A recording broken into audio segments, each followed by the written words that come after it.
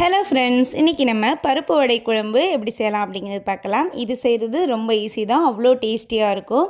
வாங்க இப்போ எப்படி செய்யலாம் அப்படிங்கிறது நம்மளோட இந்த வீடியோவில் பார்க்கலாம்.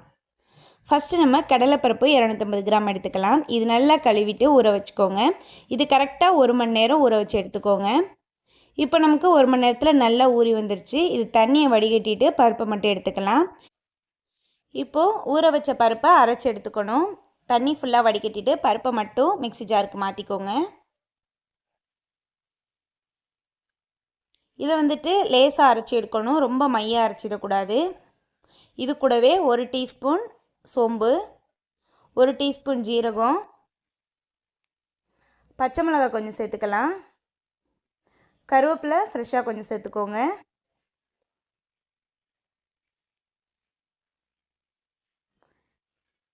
இதை வந்துட்டு கொஞ்சம் லேசாக அரைச்சி எடுத்துக்கலாம். இது போல் இருக்கணும். பருப்பு அங்கங்கே கொஞ்சம் கொஞ்சம் இருக்கணும். இப்போ இதை அப்படியே ஒரு பாத்திரத்துக்கு மாற்றிக்கலாம்.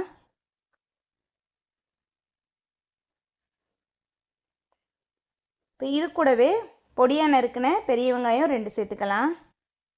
தேவையான அளவு தூள் உப்பு சேர்த்துக்கோங்க. 1/2 டீஸ்பூன் மிளகாய்த்தூள் சேர்த்துக்கோங்க. பொடியாக நறுக்குன கொத்தமல்லி இலை கொஞ்சமாக சேர்த்துக்கோங்க. இப்போ இது எல்லாத்தையுமே நல்லா கையாலேயே பிசைஞ்சு எடுத்துக்கலாம். உப்பு நல்லா எல்லாத்தோடையும் சேர்கிற மாதிரி நல்லா கையால் பிசைஞ்சு எடுத்துக்கோங்க.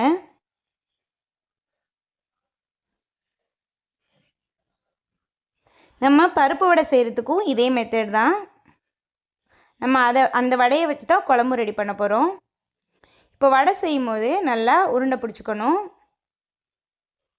நல்லா டைட்டாக உருண்டை பிடிச்சிட்டு கை தண்ணியில் நனைச்சிட்டு நடுவில் வச்சுட்டு ஓரத்தில் மட்டும் நல்லா ப்ரெஸ் பண்ணணும். நடுவில் லேசாக தான் ப்ரெஸ் பண்ணணும். நல்லா பார்த்திங்கன்னா தெரியும், ஓரத்தில் நல்லா தட்டையாக இருக்கணும், நடுவில் கொஞ்சம் மொத்தமாக இருக்கும். இதே போல் ஒன்று ஒன்றா தட்டி தட்டி ஒரு பக்கம் எண்ணெய் நல்லா சூடாக இருக்கும். சூடான எண்ணெயை மீடியம் ஃப்ளேமில் வச்சுட்டு கரெக்டாக நம்ம ஒன்று ஒன்றா தட்டி தட்டி எண்ணெயில் போட்டுறணும். எண்ணெய் ரொம்ப ஹையில் வச்சிடக்கூடாது. வச்சோம் அப்படின்னா வடை மேலே நல்லா கருகிடும், உள்ளக்க மாவு அப்படியே நிற்கும், அந்த பருப்பு வேகாமல் இருக்கும். நமக்கு உள்ளே நல்லா பருப்பெல்லாம் வெந்து வரணும். அது வரைக்குமே எண்ணெயை மீடியம் ஃப்ளேமில் வச்சுட்டு தான் பொரிச்சு எடுக்கணும். இது போல் மீடியம் ஃப்ளேம்லேயே வச்சுட்டு கரெக்டாக பொரிச்சு எடுங்க.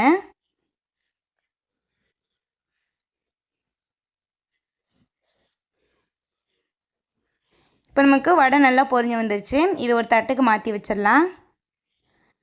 இப்போ நமக்கு ரொம்பவே டேஸ்டியான பருப்பு வடை ரெடி ஆகிடுச்சு. இப்போ நம்ம இதை வச்சு குழம்பு ரெடி பண்ணலாம். சட்டி அடுப்பில் வச்சுட்டு சூடானதுக்கப்புறம் எண்ணெய் சேர்த்துக்கோங்க. எண்ணெய் சூடு வந்ததுக்கப்புறமா கடுகு கொஞ்சம் சேர்த்துக்கோங்க, சோம்பு கொஞ்சம் சேர்த்துக்கலாம். ரெண்டும் பொரிஞ்சதுக்கப்புறமா வெங்காயம் சேர்த்துக்கோங்க. ஒரு பெரிய சைஸில் பெரிய வெங்காயம் எடுத்து பொடியாக கட் பண்ணி வச்சுட்டேன், அதை இந்த டைமில் சேர்த்துக்கலாம்.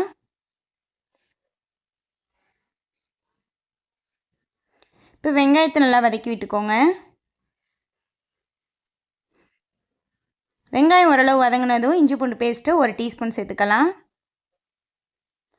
இதையும் சேர்த்து வதக்கி விட்டுருங்க. இஞ்சி பூண்டு பேஸ்ட்டு பச்சை ஸ்மெல் போகட்டும். இப்போது தக்காளி சேர்த்துக்கோங்க. 2 தக்காளி சேர்த்துக்கலாம். பச்சை மிளகாய் சேர்த்துக்கலாம். தக்காளி கனிகிற வரைக்கும் வதக்கி விடுங்க. உப்பு சேர்த்துக்கலாம்.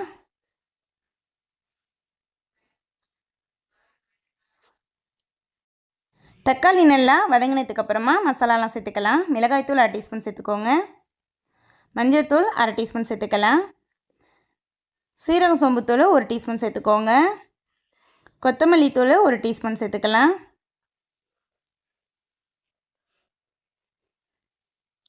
இது எல்லாத்தையும் சேர்த்து கலந்து விட்டுக்கலாம். இது லைட்டாக வதக்கி விட்டு லைட்டாக ஸ்மெல் போனதுக்கப்புறமா அரைச்ச தேங்காய் சேர்க்கணும். நான் ஏற்கனவே தேங்காய் அரைச்சி வச்சுட்டேன், அதில் 3 ஸ்பூன் அளவுக்கு சேர்த்துக்கோங்க. இப்போது தேங்காயை சேர்த்து நல்லா கலந்து விட்டுறலாம்.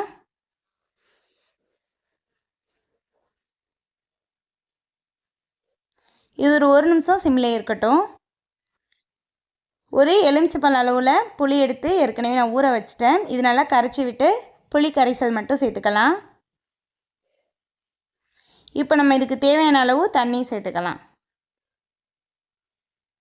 நம்ம பருப்பு வடை சேர்த்ததுக்கப்புறம் தண்ணி வந்துட்டு வடை அப்சர்வ் பண்ணிடும். அதனால் கொஞ்சம் எக்ஸ்ட்ராவே தண்ணி சேர்த்து கொதிக்க வச்சுக்கணும். இந்த அளவுக்கு தண்ணி நமக்கு போதும். இப்போ ஒரு தடவை நல்லா கலந்து விட்டுட்டு உப்பு செக் பண்ணிக்கோங்க. இப்போ க்ளோஸ் பண்ணிவிட்டு நல்லா கொதிக்கட்டும். இது ஒரு 2 நிமிஷத்துக்கு நல்லா கொதிக்க விட்டுருங்க.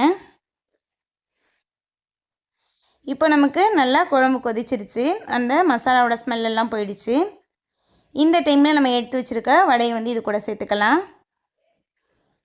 இதில் வந்துட்டு நமக்கு வேணுங்கிற வடையை மட்டும் குழம்புல சேர்த்துக்கோங்க. பேலன்ஸ் வடையை வந்து வச்சுட்டு நம்ம சாதத்தில் வந்துட்டு இந்த குழம்பு ஊற்றி நம்ம சைடிஷாக வந்துட்டு குழம்புல உள்ள வடையும் வச்சுக்கணும். அப்புறம் இந்த வறுத்த வடையும் வச்சு சாப்பிட்டோன்னா அவ்வளோ சூப்பராக இருக்கும். அதாவது குழம்புல உள்ள வடை வந்துட்டு நல்லா ஊறி போய் சாஃப்டாக இருக்கும்.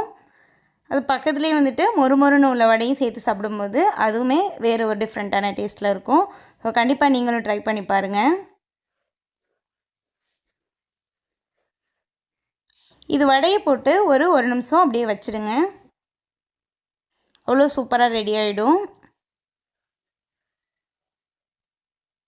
இப்போ நமக்கு பருப்பு வடை குழம்பு ரெடி ஆகிடுச்சு. இந்த பருப்பு வடை குழம்பு வந்துட்டு நீங்கள் சாதத்துக்கு ரெடி பண்ண போகிறீங்க அப்படின்னா ஃபஸ்ட்டு நீங்கள் வந்துட்டு இந்த குழம்பு ரெடி பண்ணி வச்சுருங்க. அதுக்கப்புறம் வந்து சாதம் ரெடி பண்ணுங்கள். ஏன்னா இந்த பருப்பு வந்துட்டு இந்த குழம்புல ஊறுறதுக்கு கொஞ்சம் டைம் எடுக்கும். ஒரு 1/4 மணி நேரமாவது எடுக்கும். அப்போ தான் வடை வந்து நமக்கு நல்லா ஊறி நல்லா சாஃப்டாக இருக்கும். அதனால் ஃபஸ்ட்டு நீங்கள் குழம்பு ரெடி பண்ணி வச்சுட்டு அதுக்கப்புறம் வந்து சாதத்தை போட்டு சூடான சாதத்தில் இந்த குழம்பு போட்டு சாப்பிட்டோன்னா அவ்வளோ அருமையாக இருக்கும். ஸோ கண்டிப்பாக நீங்களும் ட்ரை பண்ணுங்கள். உங்களுக்கு ரொம்பவே பிடிக்கும். இந்த வீடியோ யூஸ்ஃபுல்லாக இருந்துச்சுன்னா மறக்காமல் நம்மளோட சேனலை சப்ஸ்கிரைப் பண்ணி வச்சுக்கோங்க. அப்போது தான் நான் அப்புறம் எல்லா வீடியோ உங்களுக்கு நோட்டிஃபிகேஷனில் வரும். அடுத்த வீடியோவில் வேறு ஒரு சூப்பரான ரெசிபியோடு உங்களை நான் மீட் பண்ணுறேன். தேங்க்யூ, பாய்.